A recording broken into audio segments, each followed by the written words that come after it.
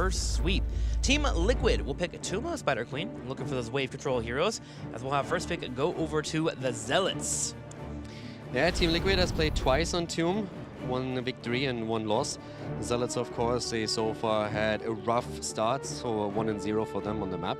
But still, I think it's actually noteworthy that Zealots actually took this map. That's super important, because as we said before, they need to grow. They really need to step up their game in the long run. But considering that they are going up against only top 4 teams from here on out, it's going to be rough for them. Every single map win matters. And I think for them, that's already a bit of a victory, making sure that they're not going down with an 0-3 here. The more maps they can take, the better. And as we heard from Quacknix, on a good day, they might be able to take it. I would love to see more Diablo and Phoenix here for Zealots. I mean, this is another map, you know, where you can either go into Diablo without any problem whatsoever, but you can also simply say, hey, we're going to go into Garrosh. It's another map that's small, that really works. They're keeping with their ban strategy, so they're going straight for a Tacita ban. Abathur wouldn't make sense for a ban here for Team Liquid. Well, they switched it up. We did see them ban Genji on their second map.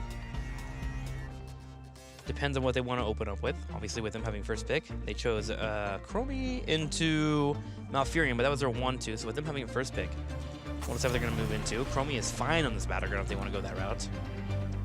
So Genji is getting banned out again. And what are we going to see for the Zealots? It's Diablo. I really like this. I like this a lot. Okay. Bring in the fight to Team Liquid. How will you attempt to control this? I mean, Liquid really prioritized Urel in most of their drafts, and she is extremely powerful. I actually believe that Zealots would even be willing to let her go. I don't think they have too big of a problem with them picking Urel, because for them, Blaze has been way more impactful. It just feels that's a hero that does more for them, not only in this game, but also previously. I was actually surprised that in the previous weeks, Blaze didn't play a bigger role for Zealots, because especially at the end at part 2 of Phase 1, they had a fantastic showing with Zomany on Blaze. So I would have really liked them to play that a bit more, but we might see that now in this game. The cooldown reduction and Urel coming in, dropping Blaze off a little bit, but maybe Zealots will be the ones to bring them back. Team Liquid still thinking about their pick here, though. You gotta consider percent damage, especially with Diablo becoming our first pick. I mean, they could even set up a draft here for Tychus in the end. Let's not forget that Leoric is also fantastic here. So it's another hero that we could see. Phoenix early on, very, very early, trying to take it away from the Diablo composition. That's part of the thought process here. And Malfurion claimed. So I would really like Zealots to go straight into Deckard Cain. There's a good chance that Liquid is going to ban out Deckard if it's not being picked here. So for the zone control, I would really like that. Malfurion with Moonfire has fantastic interrupt potential, so that makes him a bit more valuable on 2 of the Spider Queen. But for Zealots, I feel Deckard Cain would actually be really, really strong now. I wouldn't mind Chromie and Cain as a mix-up. Both these teams willing to run her on this battleground. Team Liquid more so lately. We did have Zealots run it once this week, no, last weekend against Leftovers, I think, if I remember correctly. That was week 1, gosh. Yeah, and they ran across. Chris did really well. They didn't get the win, but they ran the Chromie and Genji combo on this battleground, and that is quite deadly. Yeah, they don't have Genji now, so this could still play it, though. Yeah, I would at least like to have Deckard in the setup. And Blaze, I like this. I really, really like this a lot. A lot of defenses. This is basically coming back to what we talked about in game number 3 on the last one. The Chromie being banned makes sense from all that you said. But again, Diablo, Robodoba seems to feel more confident in him. He starts to engage, he creates opportunity for his team, and if he oversteps slightly, you have Blaze ready with the bunker. That's one of the things that Zealots did extremely well in Game 3 on Battlefield of Eternity. So until level 10, you have to be a bit cautious with that. But once that we have bunker ready, I think this is a fantastic setup for them to make sure that they are getting value. You have Deckard as well to anchor all of these plays. So this is a great setup for the Zealots early on. They have to still think about damage, but that shouldn't really too big of a problem here. They can still play around Liming, they have Greymane available, we could even see Junkrat, depending on what we are seeing for Team Liquid. Good thinking about Leo ban here? Leo is actually not a bad ban by any means. I mean, it's a hero that you know Liquid likes to play. He's great for the lane soak, and he also puts additional pressure onto Diablo. And Blaze and Deckard to a degree. And we've seen how much the Entomb did in Game 1, so I wouldn't mind that too much. Tracer is something that I thought about a bit, but I don't really know if a Phoenix and Tracer composition is really what you're looking for here. I would be afraid to run a Phoenix and Tracer just simply because I guess you could compensate a bit for the lack of proper wave clear by getting Johanna in as your frontline tank and then play around that. It's always just a question of how much can you get done in the early game. Are you going to get snowballed by your opponent or not? But they ban out Tracer, which leaves Leo up, so we could see Leo if Liquid is willing to pick Leoric over Urel. And you mentioned Tigers earlier, which is actually another really good hero if you're thinking about bursting Diablo down. I'm wondering about Greymane though for Team Liquid now, as a way to kind of take it away from Zealots. Be helpful against Diablo and Blaze. But you do mention the low win rate for Greymane. He hasn't been very successful here in the HGC. 2-12. Pretty abysmal. That's a Yahtzee. You gotta say it. That's not what Yahtzee is. Do it. Yahtzee. It feels good. Let it out. You know that's a game, right? Yeah, I know it's a game. And Yahtzee is when but now it's a saying. And Yahtzee is when you hit the best possible throw in the game. It's not a bad thing. It's okay. We're gonna make it a bad thing though. Words are made to be related to what you want it to be. Okay, we're changing the rules. It works. If you're not gonna give me a Yahtzee, give me a Zoinks. Give me one. I don't give you either. Pick one, or I'm not talking for the rest of this commentary ever. I'm leaving. Solo cast. All right. All right, boys. So we have Junkrat, Taken, and Johanna. I think this is actually the first time that we are seeing Junkrat now Taken. He's actually fallen really off after we've seen the mid-season brawl. Don't look at me like that. I'm not talking. You're not talking. I'm fine. So, Jaina and Hanzo, I really like this. So first of all, they're having now a setup where they can flip someone with Diablo if they coordinate it well with Deckard Cain. They have a complete lockdown here that Jaina can follow up on. And in an ideal world, you even have, let's say, Blaze, for example, with the jet propulsion, you can follow that up with a Hanzo arrow, and then you have the burst damage. And also, Jaina deals with wave clear to a big extent right now. In terms of the last pick, on the other hand, looking towards Team Liquid, they still need to think about the solo lane. And that brings us back to either Leoric as a pick, or we could potentially see Urel taken here. Now, I like Leoric a little bit more in the sense that he can really trap Jaina, and they go for it. Also, fantastic skin, by the way. If you put that guy on a money pick, he looks absolutely fantastic. That's definitely the best color coordination that you can get. But yeah, so the setup is actually pretty good. We're looking at what we're having right now. We're seeing Leoric coming in. After level 10, you can use Entomb against Jaina. Stop laughing, I'm fine. You can start to use Entomb against Jaina. We have a pretty good setup for them. It's really coming down to the early game specifically. And I would say the Zealots have actually a really good tool. We saw a really nice play from Diablo on the last map. We saw already... No, go away. I don't need you. Continue. We saw... You're talking. So we saw already how Diablo created opportunities in the last game. This time they have more lockup, and I really like that they have Jaina now in that setup where they can try and burst them down as well. So Zealots definitely with an opportunity to make this a tie and force game 5, but then again, it's Tomb of the Spider Queen, where Liquid is usually extremely strong. So while I'm solo casting a little bit, since Tim is pouting towards my right side because he thinks that language is something that he can simply dictate, we are going into the game and we are going to lay out a great cast here with 0 language interruptions, as we have. To the left side, in game number 4, we have Team Liquid with Nora currently sitting on Malfurion, Arcana on the damage, playing Junkrat, Eternal of course on Leoric.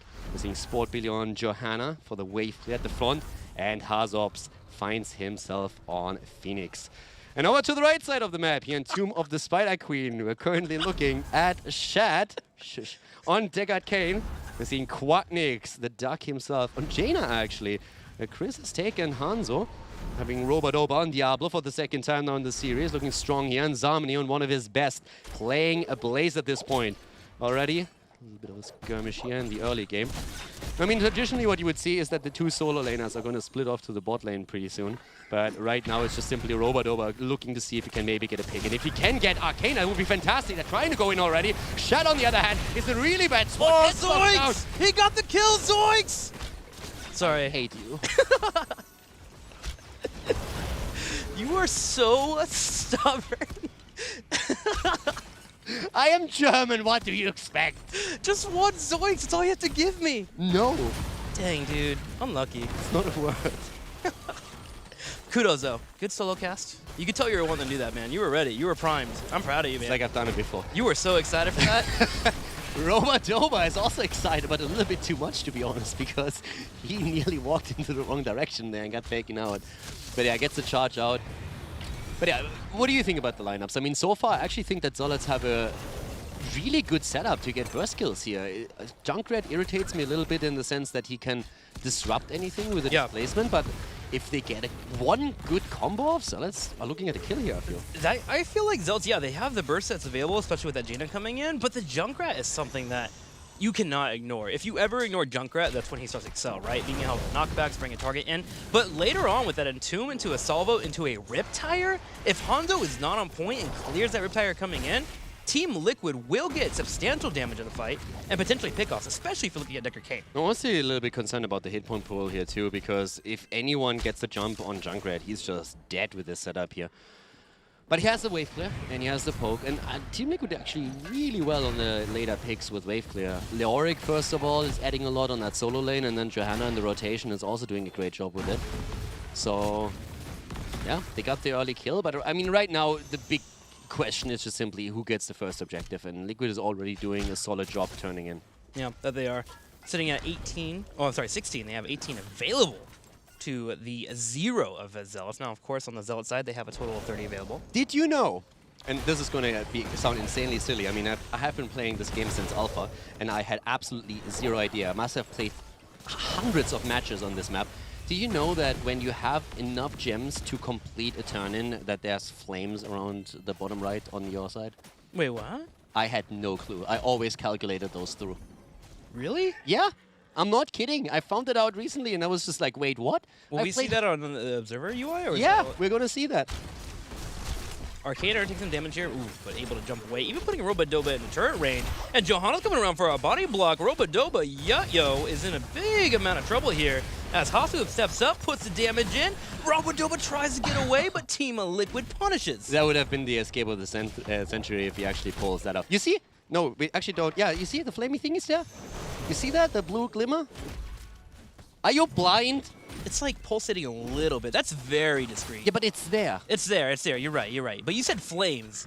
Like, I was expecting, like, it's a bonfire, pulse. right? Ah, you see something. I had no clue. That's cool. Today I learned. It's very discreet, but it's there. I mean, it's nice. Yeah. I mean, I'm like I was formerly before I became a caster, I was a rocket scientist, so I usually do I do the numbers usually pretty quickly. Yeah. So I don't need the visual indicator. But yeah. What I need is like you remember when Tracers came out and there was the stuck that went across the screen? I need that, like Jim's ready, right at the top. Okay. Get my team to turn in. That'd be nice. Yeah, maybe. So good kill against Robodoba, and that actually allowed them to get the turn in here. And now all of a sudden we're seeing Team Liquid with exactly the situation where we said Zealots need to try and avoid that. They are having a lot of push power available to them. Yeah. The camp that the Zealots took in the mid lane helped them, or is still helping them to defend here though, and that's at least a bit of a bonus. But Liquid is already half a level lead, and that means level 7. Zealots need kills with this setup, and so far they're not finding them. It's really just Junkrat that all of a sudden puts Robodoba in every single engage out of position, and that's a huge problem for the immobile tank. And it's nice for Team Liquid, though. If you can put Robodoba out of position, suddenly he has to use a Shadow Charge to escape away from a fight, and then something that's not an engage available for you. Good little trade-offs there. A little opportunity cost for Diablo. You have to be a little bit more careful when it comes to those mines. Middle wall gets opened up. It's going to be multiple turrets already cleaned up. Oh my gosh, that's all the turrets. The front wall for the Zealots is non-existent. Team Liquid clears it up. I'm actually a little bit surprised that Liquid isn't even ahead more than they are right now. And Robodoba is again in trouble. 72 souls. I mean, he's really hit point heavy already, but still, it's easy for Liquid to chunk him down in these situations. Now, Zealots with their own level 7 are, of course, going to attempt and start to look for these kills, but they haven't found any yet. They're going for Eternal, but Quackmix needs to be cautious here. They themselves get engaged upon. Zomani should easily be able to walk out of this one. But it just showcases again how difficult it is for Zealots to find these collapses, because every time they make a rotation, Liquid follows shortly after. And Team Liquid has wonderful control for the turn-ins, too. If you're looking for a quick way to get back in the game in terms of experience, because we now have 3/4 level 4 Team Liquid, Zealots will want to go for that turn-in or try to find a pick. Ooh, they might actually find one here to the south. As Quacknet scouts out the Giants being grabbed. Zarmany trying to control space, but with a root popping in from Neuroff, Team Liquid gets the Giants pushing in, and they'll continue to stop any drops from happening for the Zealots. Still in a level lead here. I mean, if Liquid confirms that second turn-in, they don't have the gems for it yet, but they will soon enough. And once that's the case, they can completely body the Zealots if they time that turn in properly. Yeah. That's actually something I'm very scared of, and the Zealots should be too. That's why they need to push forward now and attempt to get their own turn in. Yeah, ideally before Liquid hits 10 and can easily defend.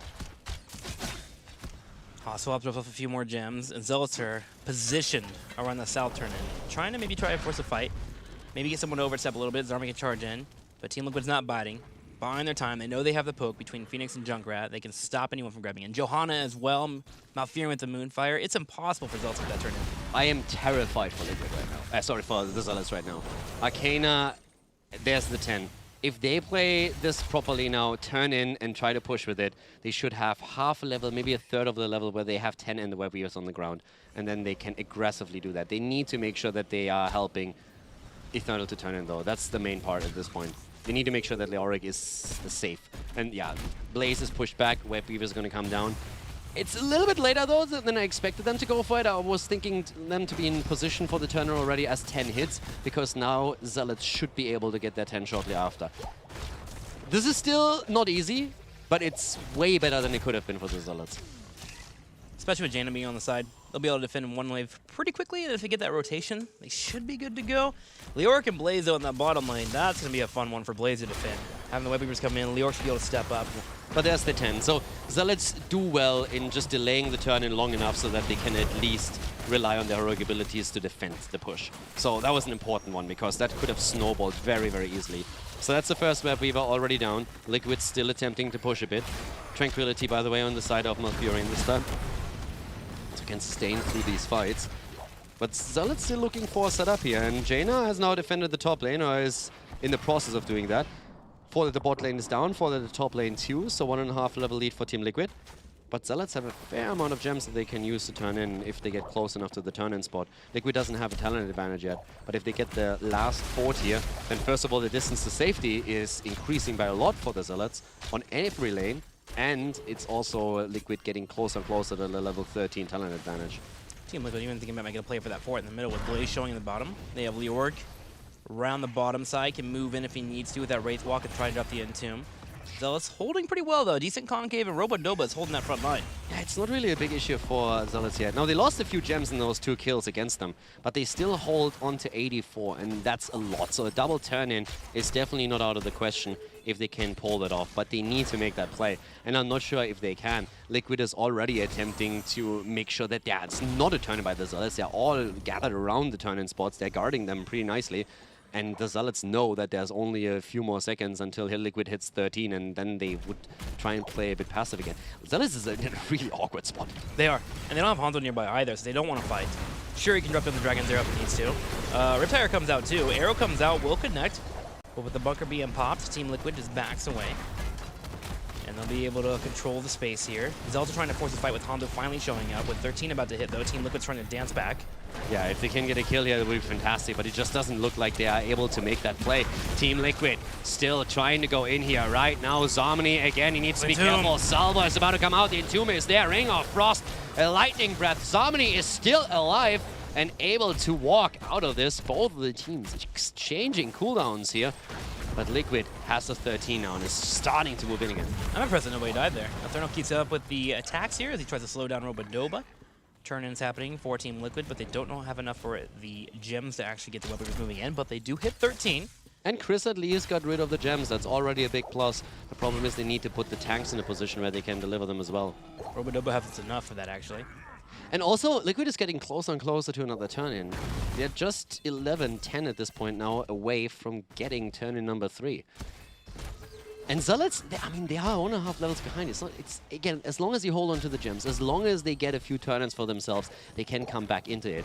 But if Liquid is able to take a team fight against them and kill a hero or two, that could really be the end for the Zealots here. Entomb again. Zarmi is the target, but he's able to bunker out. Sidestepping through.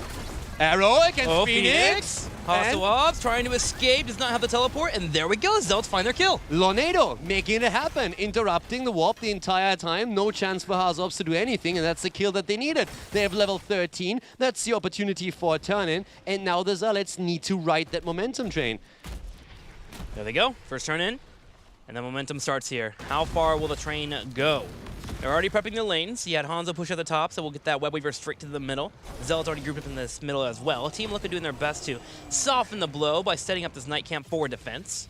I mean, Zealots find a moment. It's time for the pain train, and it just left the station. If they just make sure that they ram that push down Liquid's throat, they can make that work. Because here you actually look at a position where they can start to take a lead in experience. Gotta be careful though. They need to push this heavily to one of the lanes. They have 2 split down to the bottom. The rest is in the middle. Junkrat is defending the top.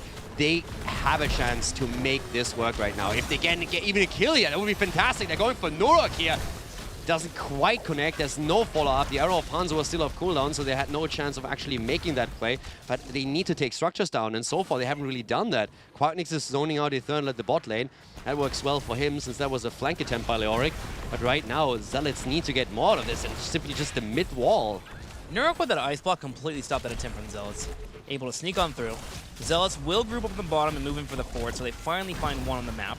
First layer of defense will finally fall for Team Liquid, but Team Liquid, they are positioning for an aggressive play if Zealots overstay. Zealots, however, will not. They'll get the fort, they'll back up, and they want to step in front of the turn, and they have the gems available. Wait a minute. They're coming in for another flank here. Yeah, they might be able to get something done here. Roba-Doba going for the minion, trying to close the distance. Doesn't quite work out for them. It was Junkrat at the top that really triggered this, because they realized, hey, we can make a play here. They have the gems, and they kind of need to try and make another turn-in attempt, because there's only half a level until Liquid hits 16. Zealots didn't get as much out of the first turn as they really needed to here. They got the fort at least, so that counts. If Roba-Doba can complete the turn-in, that would be enough. But the blue Web Weavers are descending as Liquid used the opportunity at the top lane to turn in themselves, and now their third turn-in is about to move in.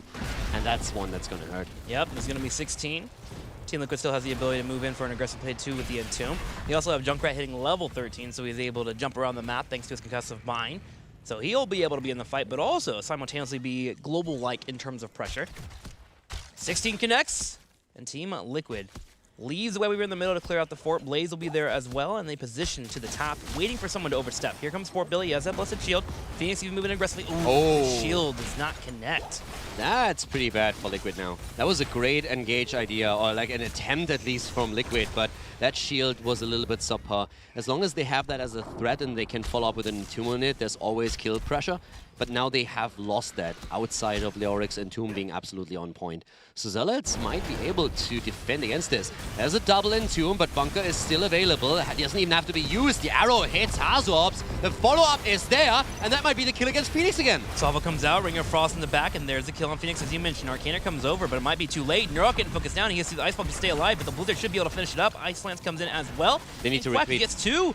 They need to go back. They need to finish the bot lane off, because they will lose a keep if they don't. And they have at least Hanzo there to defend, but I'm not sure if that's enough. Good ice block against the Reptile.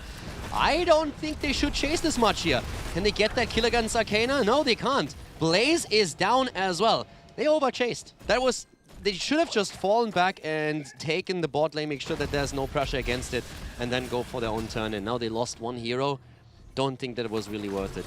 Overconfidence is slow and insidious kill. There's always a chance that you get that additional kill. Yeah. Let's be fair. I mean, there's always a chance that you get the kill against Johanna, you get the kill against Junkrat was close. Exactly. So if that works, then you're a decent spot. But now they lost a lot of the momentum that they wanted to maintain. Zealots get the turn in though, and they'll have Bunker up and Blaze just in time to help with this push. They still have a decent amount of gems on them, so it's not the end of the world, but definitely overchasing a little bit. No, they're still in a decent spot here. Yeah. They just need to make sure that they're getting value out of this. And they're closing the gap in experience. And as you mentioned, they still hold enough gems for an additional turn. And getting that kill was super important here. But now they have to go into another team fight and try and make that work. And Arcana already getting poked down by Chris to an extent. Damage comes out, another Entomb as well. Slowing down the Zealots, but Roba-Doba finds Johanna. Sport Billy will pop the Iron's going to stay alive, trying to get away. And should be able to. Does get the full escape. What we have to worry about at level 20, remember. Leoric with level 20 is going to be pretty insane. But again, Phoenix locked down Quack, landing these donuts. They are really destroying Phoenix in this game. Hazorps is having a tough time here. So the fort goes down, and that kill allows for a lot of plays now. They need to be careful. Arcana's going to try and flip someone over the wall here. But you still have a chance to simply break through the gate itself so that you can always save that target. Experience is now evened out. Zealots are doing fairly well with this. They are. Keep wall should be up. Keep wall on the bottom. Ooh, wow, this is pretty healthy. About half health. Yeah, they were able to hold on to a lot of the gems for nearly the entirety of the game because they didn't lose any heroes. And now with the way that they're picking up Phoenix every single engage they can get, it's great. But we said it before, the level 20 is a big concern here because the power spike that Liquid has on level 10, on level 20 is pretty crazy. Well, we were about to be finally cleaned up. Phoenix is back. Root comes out, trying to slow down Robodoba. He gets knocked to the left, but he's doing just fine. Eternal threatening the idea of going for a full engage. He might actually go for it. Ooh, last second he backs up. Gets a slow here on Robodoba, and even lands a Drain Hope. But Zealots will escape. They've gotten some damage on the keep, but Team Liquid still in this, not having any counter pressure coming their way. Try and get the turn in now. Liquid is going to attempt to interrupt that, so we're going to see another team fight happening here. And Liquid doesn't have... Actually, by now they have enough gems so that they can get a counter turn in themselves. So it's going to be a play around the bottom and top turn-in point again. Already, Zomni, to be careful. Robodoba pushing Eternal into the wall, but still Wraithwalk is up. Robodoba has so much health in region right now that Eternal's Drain Hope isn't even trying to tick him down too much. He's able to heal that up afterwards. Breaks the chain on the Drain Hope. 14 gems are turned in though. Robodoba has 50 gems by himself. Yeah. Like, he had no chance to turn in the entire time here. And again, the setup is ready. They could go for the combo attempt, especially around the arrow that we've seen now several times from Quack. They're going in for that play. Here comes the damage output, especially against Leoric. He's about to fall, goes in, and Eternal goes down indeed. That's the kill that the Zealots were waiting for here. Keep in mind, they are down in the series, but they could tie it here. If the Zealots win on Tune, then they're going to force the 5th map out of Team Liquid. The Zealots, all of a sudden, looking so much more confident, especially since they started to pick Diablo for Robodoba. As these engages around Blaze and Diablo are fantastic. We highlighted it in the game on Battlefield of Eternity, and it was a great decision to go for an early rotation of Diablo, Blaze, and Deckard Cain again. 21 gems were also lost with Eternal getting picked off in the middle. Meaning the turn-in for Team Liquid will not be available once they defend this, if they defend this. I mean, right now, you really have to go for it. The Zealots are in such a fantastic spot. You have the Storm Talents, you have momentum in your favor. They can go for Eternal. That's free damage on Leoric again. They won't be able to confirm the kill, but he's low at least. Confirm the keep at the bot lane. You take the fort at the top, that's something, and then you look to see if you can maybe even get a kill. Constant poke coming in from Arcaner. Phoenix wanting to help clear out this middle lane too, so the middle lane will get cleared up. The fort has been stopped in the top right corner, so the Web Weaver will get here eventually. They can put all their attention down the bottom left. There's that keep you were looking for from the Zealots. Try to get the double keep now. Rotate into the middle, see what you can do there. There's another wave coming in. You still have the Storm Talents for a bit longer. Once the Storm Talents are there for Team Liquid, you have Unconquered Spirit against you. You have Indestructible against you. It's so much more difficult to take Team Liquid down after that. But if you have a double lane advantage, that would be great for them. But it's not the case. Liquid defends the mid lane for now. Junkrat is up at the top. The keep at the bot lane has fallen. And the good thing for the Zealots is it's the bot lane keep they destroyed, so they can start to posture around the boss at some point if they really want to.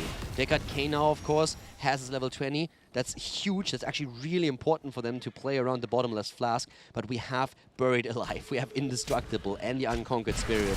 Those three alone are fantastic talents on Team Liquid's side that it can decide a team fight in any moment. Don't forget about Cannonball too. Junkrat will be putting out a lot of damage here as he spams out those grenades. The extra radius and blast radius is going to be huge here for Team Liquid, especially if they can land that attunement. Speaking of the attunement, lands on Jaina, but the bunker for the escape. Zarmany, when it comes to bunkers, just knows how to position. It's one of the reasons why I love him so much on that hero, and I feel they should have pulled that card already last week, but they didn't. And now they're trying to turn it around again. Hazops with good damage through the salvo, but they needed to retreat once more. And that's exactly what we need to see from the Zealots, these aggressive turnaround attempts. And saving Jaina like this is great. It's one of the many uses of bunker against... I mean, we talked about Dehaka if he gets his isolation off. You're seeing it here in play when you get an entomb in. It's just great play by the Zealots. Billy afraid that there's a play at the boss to the top, and I mean, rightfully so. Jaina taking the camp at the bot lane. That's really just a shot calling coming into play from Quacknix. Creating pressure at the bot lane, forcing Team Liquid to react, and then attempting to make a play somewhere else on the map. The good news for Team Liquid is they have the turn-in available. The Zealots do not, but they are working towards it. They have 4 gems available, so they only need a good 17, 18 more, and they should be able to move in for their turn-in. So Zealots will take that time to farm it on up, but there's always that threat of the boss, as you mentioned, that bottom lane pushing in. Luckily for Team Liquid, they have Arcaner, can hop around between lanes, so they have the defense already set up. Yeah, they're trying to make sure that Liquid can't turn in. As long as Junkrat is visible on the map defending bot lane, you can make sure that there's no turn in attempt. You can force them back. Junkrat is going to have an easy time closing that distance, but as long as he isn't here, they can't fight. So you control that space. Again, Lornado being used. They're trying to make that play. Good Iron Skin usage on the side of Johanna. Well done by Billy. Great Hope comes out. There's the Entomb available because the Entomb may have come out. The bunker was dropped. There it is, though, as they lock in Diablo, but there's no follow-up available here. Team Liquid may have put themselves in trouble. Eternal falls, and at the same time, Hasselhoff tries to get Solvo in the top right corner, but they can't get the kill. And here comes the Lightning Breath again, slowing them already as the follow-up comes. Quacknix is trying to close the distance to slow them down a little bit further. They're going for Billy here, and the follow-up from Deckard Kane rooting him into the ground. Billy is in trouble, and he needs to be really careful. Hasselhoff is also in a really awkward spot here. They're going for Hasso, and they're confirming the kill. It's a 5 versus 3. Zomany somehow gets away with a sliver of hit points as the unstoppable procs on Johanna. She might fall as well. Zomany attempting to close the distance. The oil is there. They need a bit more damage, but they cannot find it. Arcaner's poking like crazy, though, starting to put damage on Quacknix and Shad. Shad finally having to back up. Eternal's back, though, and he's trying to force a fight. He has an Entomb in 2 seconds. Can they get on a big target? He's going straight for Jaina, looking at Shad as well. Oh, it comes out, but it misses. And the Eternal might fall here again, and there's the bunker to save them all. The Auric is down. The Zealots, they are fighting tooth and nail to bring this to game 5, and Junkrat is down. Another 5 versus 2 on the map as the Zealots are starting to move towards the core. They're trying to end this. They're trying to make sure that they take at least the second map, force Liquid into game 5, and no one would have thought that they would be anywhere near this when this series started. With the performance that we've seen from Zealots so far in phase 2 of 2018, they struggled a lot, but now they are on the brink of bringing Team Liquid into game number 5. Phoenix is back here. He's going to have Solvo up. Eternal trying to buy his time in as well. Neurok goes in and steps forward. They're trying to put as much damage as they can on Jaina and Hanzo, but the core is falling. It's down to 40. It's down to 30. The Solvo should be available and ready to use. Oh, in about 6 seconds, it was actually interrupted. Quack at the same time steps up, and that's going to be it. Zealots are going to game number 5 as they are able to tie up the series with control on Tomb of the Spider Queen. That's really, really impressive now. Liquid has come in this season and has absolutely dominated. They showed great games and they're very controlled matches, good coordination. The Zealots, on the other hand, they got bodied by every single team that they faced off against, and now all of a sudden they are forcing Team Liquid into game 5. Even if you lose that series, you have taken 2 maps out one of the top 4 teams. That's a fantastic position for Team Liquid now. Sorry, for the Zealots now, and I have to come back to it again. That setup with Diablo, Robodoba on Diablo, and Blaze for Zomany plays a huge part in this. The backline does a great job. We have Shed also with really good support play, but the 2 frontliners on these 2 heroes, they sync so well and they protect everyone. Yeah. And I am very, very certain that once we're heading into game number 5, Team Liquid is going to acknowledge that by either a ban or a counter pick and saying like, yeah, that's not going to happen again. I wouldn't mind seeing a ban straight up, just trying to get rid of that Blaze, make sure they're not picking up. As you mentioned, or Diablo. Play Blaze, yeah. Even that, yeah. Yeah, try and take something away and mix up this combination that's coming in. We're going to a game number 5, but we won't watch it until after this break. We'll be right back. This is the HGC.